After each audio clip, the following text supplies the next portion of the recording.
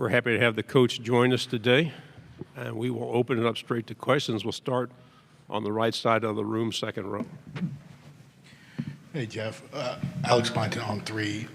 Obviously, with Blake's injuries last year, couldn't really get a good idea about what your offense is capable of. So, with a fully healthy Blake, what can we expect from your offense this year? Yeah, I mean, for us, having Blake back is a huge step. Being year 2 inside the offense, the system, the program, how he's getting coached every day, going to really have the ability to go cut loose and put a lot on his plate to be able to go get us in a position to have great success on the offensive side of the ball. But we want to be incredibly physical, we want to attack, and we want to have the ability to be really balanced. So that's who we've always been and what we'll continue to look for. Stay on the right side, third row. Trevor Denton, Way 31 in Huntsville, Alabama. This offseason, you brought in 2 offensive linemen from North Alabama, Keenan and Doland. What have they brought to that room and to your program? Yeah, excited about both of those guys. Man, Kobe's about the right stuff. I think he's got some position flexibility, but done a really good job at center for us. Love his toughness and who he is in the building every single day. And then Big Spencer's he's a big man that's got a chance to be a really good player. Just a baby in it right now, but excited about the kind of person that he is and how much he loves it. And to me, that's what ultimately is going to give him a chance to be a good player for us. Stay on the right side, fifth row. Harrison Marino with UJ Sports. Coach, I know y'all played against him last year. Anthony Evans transferred into the program over this offseason. What have you seen from him in the build-up to the season, and what did you see from him as an opponent when y'all were playing against him? Yeah, I had great familiarity with Ant. Had recruited him out of high school for a long time. Had great familiarity with the family. Really knew what we were getting, and then coaching against him for the last really 2 years. Having the ability to see him as a return guy and do some of the things he did when the ball was in his hands, it gave me some good feels to be able to have him in the slot and being a return guy for us. And I think he's going to be put in position to go have a really good year, and excited for him. Left side, back row. Dan Peck, ESPN 106.7 in Auburn. Coach, first year as a head coach last year. How are you different a year later? What did you learn in that first year on the job? Yeah, I've talked about it a little bit today, but I think making sure I'm doing a great job of empowering the right people inside the program to be able to run with things and to go do what they need to do inside of each department to give us a chance to be at our best at all areas. And so for me, obviously, I'm going to call the plays, incredibly involved in the day-to-day and the scheme and the personnel on both sides of the ball and special teams from the personnel standpoint. So empowering people, I think that's the biggest thing that I've learned. I've got a great chief of staff. Our sports medicine program is phenomenal. And the people that are in charge of their departments, letting them go do a really good job. And I think everybody inside the building understands the expectation, the programmatic things that we went through year 1 to get us to where we are today, but that probably is the thing that I've learned the most.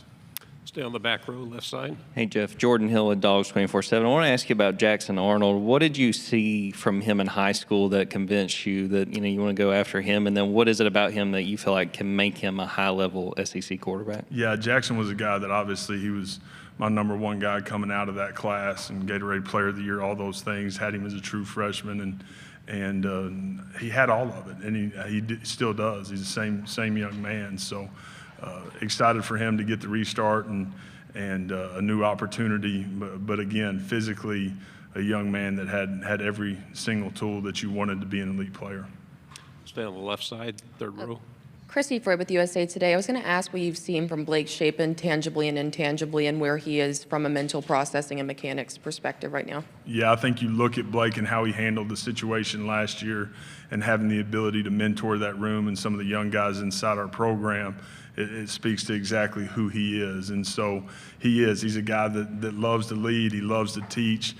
The thing that I love about Blake most is his edge and how he plays the game. He's a young man that he'll find ways to inspire, by how he plays. And so we've got to do a really good job of keeping him upright, keeping him clean. I think the thing from a mental standpoint that's been really fun is our conversations have sped up in a great way. You know, we can create shortcuts because we're speaking the exact same language. We've lived it now together, which is a huge piece of it. And Blake is constantly fighting for every single inch. So he's done a lot of things on the field and off the field to set himself up to go have the year he needs to have. Right side, standing up, please. Toby Rowland, KWTV. Good to see you, Jeff. Yeah. A lot of people in Oklahoma have an eye on your athletic director. Can you tell us your impression of the job Zach has done in your time Yeah, there? Zach's done an incredible job, and he's just been a great leader for us. He's incredibly consistent. Obviously, what he's done from a fundraising standpoint, I mentioned it in my opening statement in there just a little bit ago, but we've shattered every single record that we have had from a fundraising standpoint, and it's through his leadership. The team that he's put together around him is elite, and man, happy to go to war with him every single day for a long time. On the aisle, here in the middle.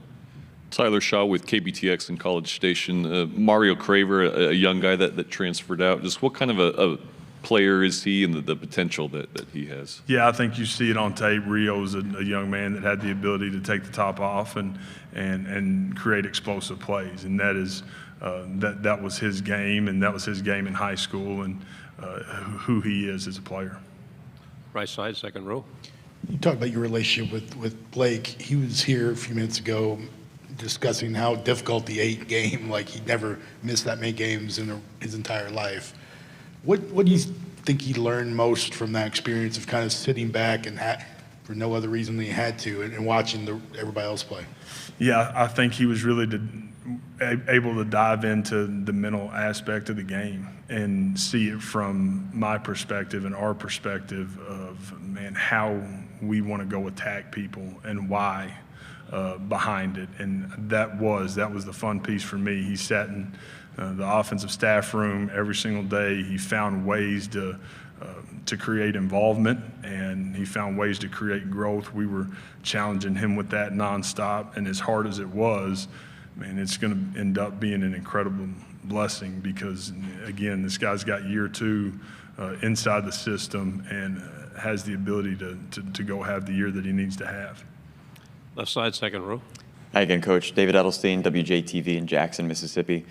With the new world that we're in of college sports changing, including revenue sharing most recently and NIL and all of that, how do you feel like that changes maybe recruiting, especially for a team that's building like yours? Yeah, again, I think the rev share piece of it, there's been a bunch of questions on it. To me, there's a lot of unknown. I think we're going to have to go through this cycle and sign the 26 class and have the ability to get to the next cycle to see exactly where everything plays out and how it plays out. So for us, from a recruiting standpoint, I mentioned this as well, Zach and his team, what we've been able to do from a fundraising standpoint has put us in a really strong position, and we'll continue to work off of that momentum as we build this class. Middle section, back row. Hey, Coach. Christian Griffin with ESPN 106.7 in Auburn. 4 straight non-conference games to get the season started. How much pressure do you and your staff feel getting off on that right foot before you get off with the SEC gauntlet in late September? Yeah, I don't know if pressure is the right word. We're excited about the opportunity August 30th, to be able to go on the road. We've got a great in-state opponent and go to Hattiesburg, obviously do a ton of recruiting inside our state. So that'll be a great opportunity for us to get started the way we need to get started, and that's what it's all pointing towards. And then having the ability after that to come home for 4 straight weeks will be huge for our program. Coach, can you talk about the football passion in the state? Yeah, I think one of the coolest things about Starkville and Mississippi State is the passion and the connection and the love that people have for our university, our football program. I believe it. You walk into Davis Wade and in a big-time environment, and there's nothing better than the cowbells. So there is great passion around our program, and I don't take that for granted. Second row. Coach, just want to go a little more in depth on something we spoke about earlier. What do you recommend to your coaches and your staff, like you're empowering them, about how they can help foster the bonds that are required with so many new players coming in and older guys who are meeting new guys, so that they can have the kind of performance on the field that you want them to have as a cohesive unit by August 30th? I do. I feel like that answer is really simple. It's time. You got to spend time. and that's the only way we get done what we want to get done. It's through being around each other and getting to know each other and going through some hard together. And I think that's how you create connection, you create trust, and you get young people to do what you want them to do. Do we have a question over here? I thought I saw. Okay. Hey, Coach. Chase James with the Columbia Missourian. What can you say about outgoing transfer Kevin Coleman Jr. and what he could bring to Mizzou this year? Yeah, Kev, as he was with us, was a guy that hadn't had a ton of production before, had a ton of production this past year and a bunch of targets, and a guy that, again, if put in position, will have a chance to have another productive season. Go to the second row here, please.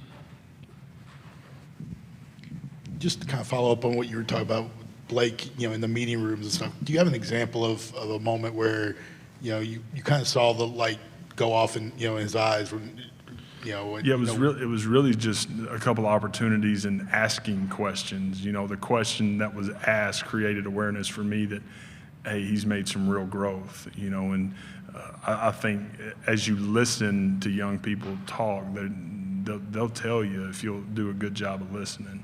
And as he sat in there for a couple of those last weeks and was asking questions about the why and how we're trying to attack somebody, I thought that was a great sign of growth. We'll go on the back and then to the aisle here. Coach, is there anything you're looking for in particular when you're evaluating a player from the transfer portal and deciding whether or not he'd be a good fit for your program? Coach Freeze yesterday mentioned using personality tests to sort of evaluate a fit for a player. Is there any sort of method that you use? There's a lot of processes that we have in place that give us the opportunity to what I call protect the pick and protect the locker room. To me, the everyday way to talk about it is, one, they have to be good enough. They have to be good enough to have the ability to come in and affect the outcome of the game. And then the next piece of it, they got to be about the right things. They got to be the right people. And so those two things those boxes have to be checked for us to go get them. And just like everybody, we're not looking for perfect people by any stretch, but we want guys that love football, that are, have great intent and are thankful and grateful for opportunity. Back row, right side, and then we'll finish right here with two.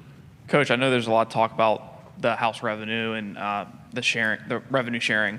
I know it's still early, but over the last few weeks, maybe even the last few months, do you feel like recruiting is starting to go back toward relationships mattering like it did maybe, say, 10 years ago?